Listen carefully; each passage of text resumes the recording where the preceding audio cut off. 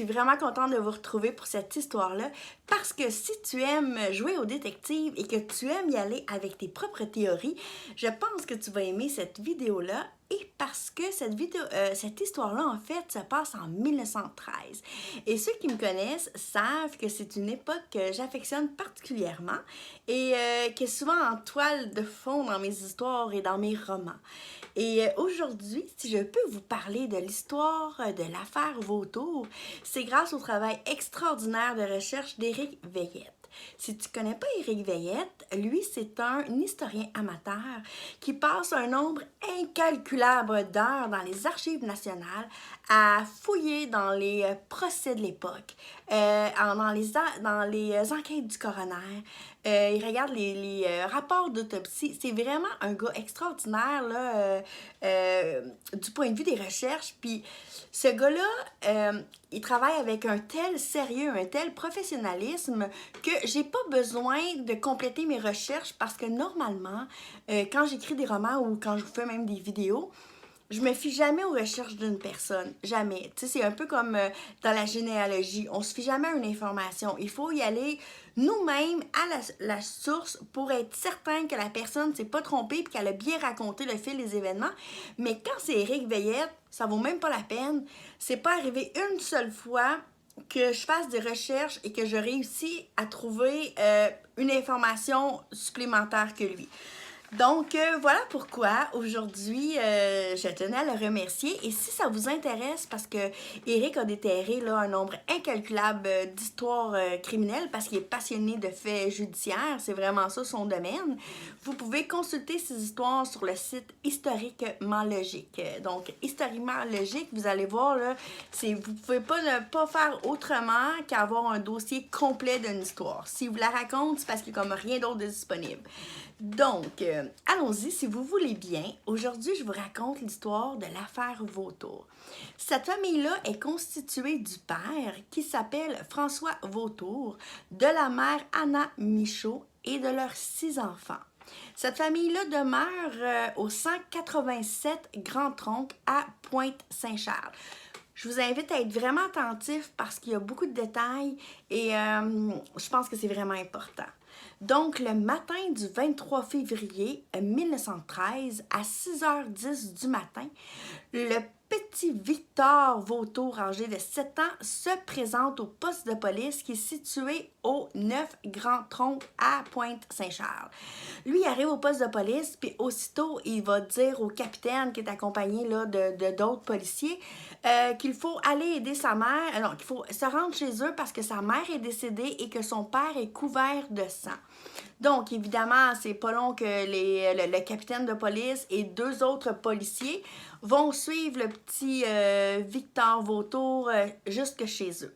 Quand la police arrive à la demeure des Vautours, ils vont trouver François Vautour debout dans la cuisine, ensanglanté, près du poêle à bois qui va être près de ses 5 enfants. Là, aussitôt, la police va se rendre jusqu'à la chambre à coucher. Ils vont découvrir Anna Michaud, 39 ans, qui est couchée sur le côté gauche du lit. Elle est étendue sur le dos. Elle ne porte que sa chemise de nuit et elle est visiblement décédée. Non loin de là, il y a une petite chaise sur laquelle une lampe à l'huile est posée. Donc, là, très rapidement, François Michaud va être conduit à l'hôpital et pendant ce temps-là, Anna Michaud va subir une autopsie. C'était comme ça dans ce temps-là, c'était comme tout de suite, on y va, on fait l'autopsie, même souvent sur place, il y avait comme aucun problème, là, il la laissait là, il faisait l'autopsie là, à l'endroit où elle était décédée. Bref, le coroner, lui, va constater rapidement la rigidité cadavérique d'Anna Michaud. Ça, ce qui va lui laisser croire que ça fait déjà quelques heures qu'elle est décédée. Elle va dire dans son rapport aussi que les coups qu'elle a reçus étaient tellement violents qu'ils ont atteint la colonne vertébrale au niveau de la 6e vertèbre et qu'elle a reçu aussi elle a reçu un coup sur le côté gauche, la clavicule gauche, si je ne me trompe pas, mais que c'est un coup du côté droit qui va l'avoir tuée. Donc, ce qui va dire qu'elle a reçu beaucoup de coups. François Michaud, lui, quand la police va arriver sur les lieux, la première question qu'ils vont lui demander, c'est qui a fait ça, et lui va répondre qu'il ne le sait pas, qu'il dormait quand c'est arrivé. OK? C'est important de noter qu'il a dit ça. Et ensuite de ça, très rapidement, Victor, 9 ans, l'aîné de la famille, Théodore, excusez-moi, 9 ans, l'aîné de la famille, c'est pas le petit qui est au poste de police, c'est son plus grand frère. Lui, il va dire qu'il sait qui a fait ça. Puis il va dire aux policiers qu'il sait avec quoi que ses parents ont été attaqués. Et il va les conduire à une hache qui est dans la chambre de ses parents. Et il va dire que c'est son oncle, Fred Michaud, le frère de sa mère Anna Michaud, qui a fait ça. Théodore, 9 ans, va même rajouter qu'à 3 heures du matin, cette nuit-là, son oncle est rentré dans sa chambre, qu'il l'a reconnu à sa moustache et à sa cravate blanche et qui a essayé de l'étrangler. Il va ensuite dire que Fred Michaud, sans dire un mot, là, il ne parlait pas, a essayé d'étrangler chacun des enfants. Là, ce que je trouve ça bizarre, c'est que si vraiment il a fait ça, il a réussi à tuer 2 adultes, mais qu'il n'a pas réussi à tuer un des enfants, ou qu'est-ce qui a fait changer d'idée, ça, on ne le sait pas. C'est vraiment étrange, cette partie-là. Ensuite, ce que Théodore, 9 ans, va dire, c'est que, bon, là, son oncle a essayé, puis il va même dire qu'en essayant de l'étrangler, il a fait tomber une lampe qui était posée sur sa table de chevet, en fait, puis que le globe est par terre. Les recherches d'Éric, en tout cas, permettent pas de voir si c'est vrai qu'il y avait un globe de tombé, et puis, tu sais, même à ça, ça répète n'importe quel des enfants, ou ça pourrait être une autre personne que Fred Michaud qui aurait fait ça. Donc, ensuite de ça, l'enfant va dire qu'à 5 heures du matin, il s'est levé pour se diriger dans la chambre de ses parents, et que c'est là qu'il a trouvé ses parents ensanglantés. Son père lui aurait dit « Va me chercher des essuie-mains ». Donc là, Théodore a été chercher des essuie-mains, les aurait donnés à son père, qui se serait essuyé et qui se serait recouché un petit peu avant de demander à Victor, 7 ans, d'aller chercher la police, d'aller chercher de l'aide auprès de la police. Bon, moi déjà là, ça ne fonctionne pas pour moi, je ne sais pas pour vous, je m'explique. C'est comment 6 enfants peuvent se faire réveiller en pleine nuit, dont le plus vieux a 9 ans, donc tu sais, on va jusqu'à comme, mettons, 3-4 ans, pour se faire étrangler, que personne crie. Parce qu'une autre chose qui est importante de savoir, c'est que la famille Vautour demeurait avec un voisin. Il y avait un voisin en haut de lui, OK? Donc, comment le voisin lui va dire qu'à 23 heures, quand il était se coucher, il n'y avait aucun bruit chez ses voisins depuis au moins 1 heure. Donc, la dernière fois que le voisin a entendu des bruits chez la famille Vautour, c'est vers les 10 heures du soir. Donc, comment qu'un voisin, si les enfants auraient crié, quelqu'un, il l'aurait entendu, OK? On s'entend là-dessus. Ensuite de ça, de 3 heures du matin à 5 heures du matin, pourquoi aucun enfant se lève? Je ne sais pas si vous vous souvenez, dans l'histoire de l'enlèvement d'Elizabeth Smart aux États-Unis, Elizabeth était dans la même chambre que sa sœur. Et quand Elizabeth a été enlevée, sa jeune sœur l'a vue se faire enlever. Mais elle avait tellement peur qu'elle est restée plusieurs heures couchée immobile. Donc, ça se peut. Mais ça se peut pour un enfant. 2 enfants, mais 6 enfants, moi, j'ai la misère à croire ça. Ensuite de ça, un autre point que j'aimerais vous soulever, on est en 1913.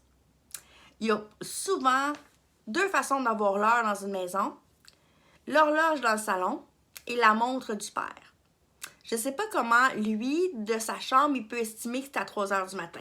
Donc, peut-être que c'est juste une erreur. Puis que, tu sais, le policier, il demandait vers quelle heure. Puis le petit, à 9 ans, tu sais, il a voulu comme donner une réponse, là, puis qui a été par rapport à ce qu'il pensait. Mais mon point est que là, l'enfant, il dit 2 heures précises. Là. Il va dire qu'à 3 heures, lui, il est rentré pour... son oncle est rentré pour toutes les étrangler, puis qu'à 5 heures, il s'est levé. Fait que qu'est-ce qui s'est passé entre 3 heures et 5 heures? Ça, je le comprends pas. Puis d'où est-ce que l'enfant sort cette heure-là? Ça non plus, je la comprends pas. OK? Là, ensuite de ça... Je t'ai rendu où, là, dans cette histoire-là? Donc, c'est ça que je ne comprends pas. Et pourquoi le père s'est recouché? Peut-être qu'il était tellement faible, qu'il était tellement confus que ça se peut très bien qu'il va être comme juste, il s'est rétendu un petit peu, puis que c'est pas à 5 heures, mais que c'est à 6 heures que les enfants... Tu sais, tout se peut, dans le fond, qu'on n'est pas obligé de tenir en compte de l'heure, que ça peut être juste une grosse erreur d'interprétation, mais je trouve ça vraiment particulier. Ensuite de ça, quand il va remettre la hache, le petit Théodore à la police, il va dire que c'est la hache de son oncle. D'accord? Et donc là, ça reste comme ça. Ensuite de ça, là, il va y avoir comme l'enquête du coroner qui va être comme dans les jours vraiment rapprochés. Ça va durer 3 jours de suite. Mais ça va s'étendre sur 3 jours de suite. Donc, la première chose qui se passe, c'est que la police se rend évidemment chez François Michaud, qui est le frère de Anna Michaud, que les enfants accusent que c'est lui qui a essayé de les étrangler, qui a tué ses parents. Quand la police se ramasse chez Michaud ce matin-là, Michaud, lui, il reste... ça a l'air d'être une espèce de maison de chambre, si vous voulez, là, ou en tout cas, il est en chambre, et il est avec ses copains quand la police débarque là, puis ils sont tous un peu sur le party, et Michaud va simplement dire « J'ai rien à voir avec ça, moi je suis ici depuis hier, et la seule fois que je suis sortie d'ici, c'est pour aller chercher de l'alcool. » Fait que c'est ce qu'il va dire pour se défendre. Ensuite de ça, il y a évidemment d'autres personnes qui vont être interrogées, dont le médecin qui va avoir soigné François Vautour. Lui, ce qu'il va dire, c'est que les blessures de François Vautour étaient tellement profondes qu'ils ne peuvent avoir été faites que par la puissance de la force d'un homme. Lui, il est sûr de ça. Ensuite de ça, il va dire qu'ils l'ont entendu dire avant de mourir que c'est son beau-frère Fred qui a fait ça, qui est pas sûr que c'est lui, mais qui est presque sûr que c'est lui. Fait que ça va être comme les dernières paroles de François Michaud, que c'est son beau-frère qui a fait ça. OK? Donc, là, ensuite de ça, il y a d'autres personnes qui vont être interrogées, dont le frère de François Michaud, Pierre Michaud. Lui, il va dire, écoute, mon frère a été obligé d'expulser son beau-frère Fred Michaud parce que Fred Michaud avait fait des affaires qu'il ne fallait pas aux filles. Donc, quand que mon frère, François Vautour, qui est décédé dans le fond, a su ça, ben il a dit à son beau-frère, je te veux plus ici, tu viens plus ici, puis tu sais, il a pas pris qu'il aurait eu un comportement inapproprié envers ses filles. Fait que c'est ça, que là, dans le fond, ça aurait été ça un peu le mobile, là, que le coroner, il pense, ok, est-ce que le mobile serait la vengeance, ou que, tu sais, dans le fond, ça cache une espèce d'histoire de pédophilie, là, tu sais, si vous suivez un petit peu entre les lignes. Donc, là, il y aurait comme un mobile.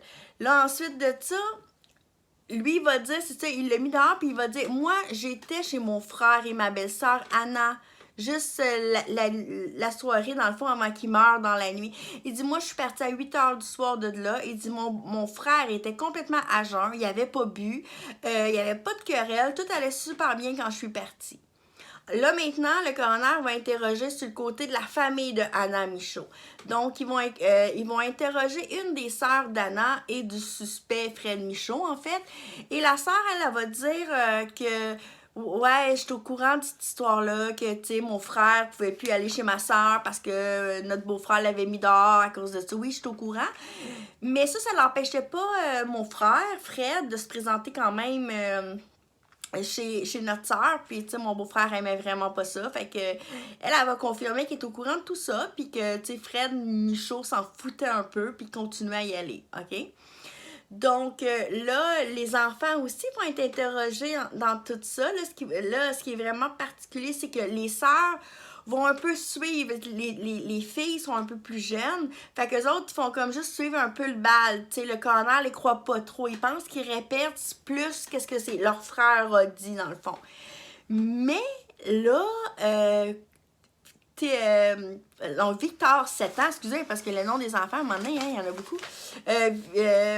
Victor, 7 ans, celui-là qui a été chercher la police, dans le fond, lui, il va dire, ouais, mon frère a vraiment raison, c'est notre oncle qui a essayé de nous étrangler, moi, il a essayé de m'étrangler en deuxième, c'est vraiment lui, puis il dit, c'est lui qui a tué mes parents parce que moi, je l'ai vu dans le trou de la serrure pendant que mes parents se faisaient tuer. Moi, je me suis levée et j'ai regardé dans le trou de la serrure et j'ai vu mon oncle tuer ma mère et essayer de tuer mon père. Là, tu sais, c'est complètement illogique, là, on s'entend-tu, là, qu'un enfant, qu'un gars rentre pour tuer deux personnes, mais qui ferme la porte, puis qu'au même moment, il y a un enfant de 17 ans qui regarde à travers le trou de la serrure, puis que là, après ça, une fois, il court dans sa chambre, il se couche, puis là, son oncle rentre dans la chambre, puis il essaie de les étrangler, mais encore là, il n'aurait pas essayé de les étrangler parce que il pensait qu'un des enfants, il a entendu un des enfants courir pour se coucher. Ça se peut. Fait que ça se peut que ce soit pas si fou que ça que l'oncle ait voulu tuer les enfants pensant que un d'eux autres l'avait vu. Peut-être, tu sais, c'est vraiment très particulier là quand même, cette histoire-là. Mais pourquoi il les a pas tués? Tu sais, il a été capable de tuer deux adultes. Est-ce que c'est plus... J'imagine que tuer des adultes, c'est une chose, mais tuer des enfants à main nue, c'est un autre. Je sais pas, je sais vraiment pas, là. Cette histoire-là, je trouve qu'elle a comme... ça a vraiment beaucoup de rebondissements. Ensuite de ça, là, il y a une autre des sœurs d'Anna Michaud qui va être interrogée. Et là, il va avoir un véritable coup de théâtre. Elle va aller dire que sa sœur Anna Michaud lui a dit à plusieurs reprises que son mari François Vautour la battait très souvent et qu'il l'avait même menacée à l'aide d'un couteau. Donc, elle va l'affirmer ou elle va lui mettre le doute que le couple se serait entretué. Que Anna, elle aurait voulu comme soit se débarrasser de son mari, puis lui ensuite de ça, il l'aurait tué, ou que ça serait vraiment une bataille conjugale qui aurait vraiment, vraiment mal viré, que les deux se seraient battus à mort en fait, tu sais. Ce qui est vraiment particulier parce que qu'est-ce qu'il faut savoir, c'est que Anna Michaud, elle, c'est une toute petite femme. Anna Michaud, elle mesure 4 pieds 10. François Michaud, lui, il mesure 5 pieds 10. Donc, ils ont comme un pied de différence de grandeur. Donc, tu sais, comment une petite femme comme ça peut avoir fait des blessures qu'un médecin... mais tu sais, il faut dire qu'il était tellement macho dans ce temps-là, là, à les entendre, eux autres, il y a juste les hommes qui pouvaient tout faire, là. Mais c'était quand même difficile de croire qu'une petite femme comme ça aurait pu faire des blessures à ce point-là parce que les blessures de François Michaud étaient aussi très importantes et c'était au niveau de la gorge et ça l'avait atteint le larynx. Et lui, il est décédé parce que son larynx a été sectionné, tu sais. Fait qu'il aurait fallu que ça soit elle qui l'attaque en premier pendant qu'il dort, pour être capable de viser le coup. Parce que si les deux sont debout et sont en train de chicaner, il ne faut pas oublier que les deux ont été... Ben, elle a été trouvée couchée. C'est lui qui a bougé après, mais est-ce que debout, une petite femme comme ça est capable de donner des coups de hache sans que le mari pogne la hache? C'est ça qui marche pas vraiment. Mais là, après ça, ils vont se dire... là, il va y avoir comme deux autres hypothèses.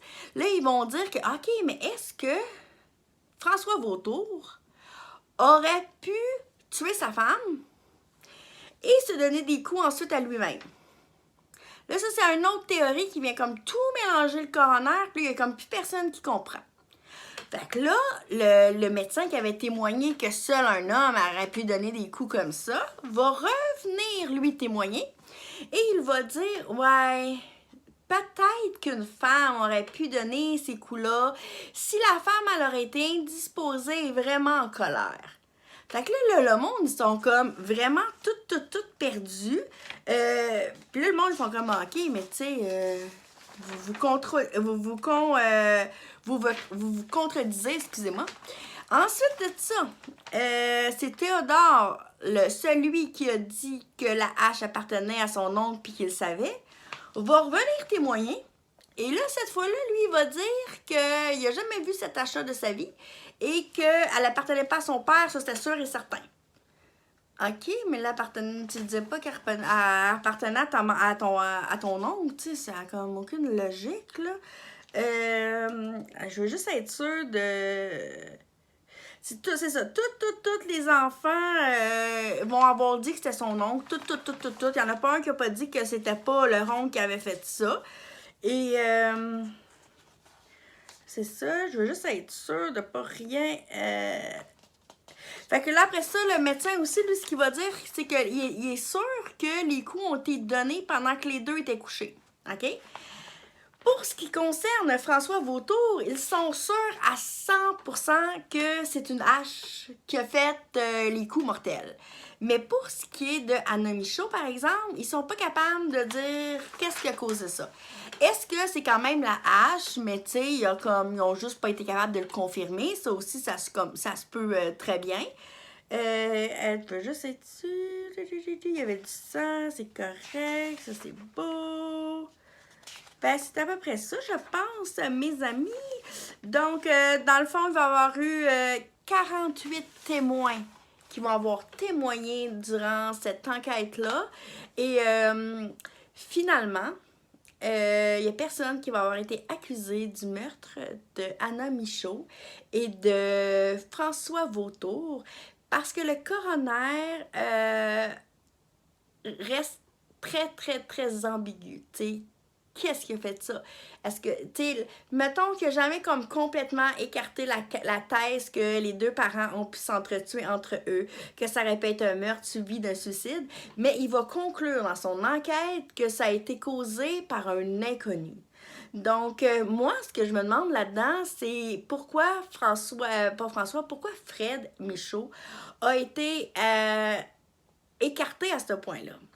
Et j'imagine que quand tu causes un carnage aussi sanglant, il y a des vêtements, et c'est parce qu'il y avait des témoins assez crédibles qu'on peut dire qu'ils s'étaient pas changés, qu'ils n'ont pas trouvé... Mais pourquoi les enfants sont à ce point-là convaincus que c'est l'oncle? C'est ça que je comprends pas. Mais d'un autre côté, je sais pas si vous connaissez la cause de Casey Anthony, je pense, si je me trompe pas, aux États-Unis. Cette mère-là, elle est accusée d'avoir tué sa fille par noyade et parce que son fils va avoir décrit aux policiers que c'est sa mère. Son fils avait 6 ans, je pense que c'était TG, là, et que lui, il va dire à la police que c'est sa mère qui a étranglé, qui a noyé, pardon, sa sœur. Et cette femme-là est en prison pour le restant de sa vie parce que un enfant, de la façon qu'il était positionné, il a eu la perception que sa mère noyait sa sœur. Ça se peut que ce soit vrai. J'ai pas été encore capable de me positionner dans l'histoire de Casey Anthony, mais à quel point la valeur de 6 enfants est importante ou pas? C'est ça que je me demande. Moi, j'ai 4 enfants. Moi, j'en ai une petite fille de 7 ans. Puis, il y a des fois qu'elle raconte des affaires, tu sais, puis c'est pas tout le temps vrai. Puis c'est pas que c'est pas des menteries. Si tu suis sa logique, excusez-moi, là, ça l'a comme coupé parce que mon stockage de téléphone était plein. Donc, ce que je disais en gros, c'est qu'à quel point on peut accorder de la valeur à ce qu'un enfant dit. Souvent, c'est vraiment la vérité, mais la vérité d'un point de vue d'un enfant. Donc, tu sais, est-ce qu'on peut exclure totalement que Fred Michaud était dans la maison cette nuit-là? Est-ce que à quel point on accuse quelqu'un de meurtre puis que c'est totalement faux de A à Z? C'est ce que je me demande un petit peu. Donc, je suis vraiment curieuse de connaître votre opinion sur cette histoire-là. Selon vous, qui a tué les parents Vautour? Et si vous avez envie de lire le texte, mais dans le fond, le texte connexe aux vidéos, je vous invite à faire une petite recherche sur Google avec Éric Vermette et Historiquement Logique, l'affaire Vautour. Donc, sur ça, je vais vous inviter à aimer ma vidéo et à vous abonner et à commenter. En fait, moi... quand je sais que ce que je fais, vous aimez ça, puis que ça vous intéresse, ben je deviens hyper stimulée à vous en faire plein. Puis quand j'ai l'impression que ça vous intéresse comme un peu moins, ben là, je pars sur mes autres projets. Donc, si jamais vous aimez ça, puis que vous voulez que je vous raconte d'autres histoires, n'hésitez pas à me le dire, me le mentionner, et ça va me faire vraiment plaisir de déterrer des histoires du passé pour vous. Donc, on se voit bientôt si jamais ça vous tente. Bye!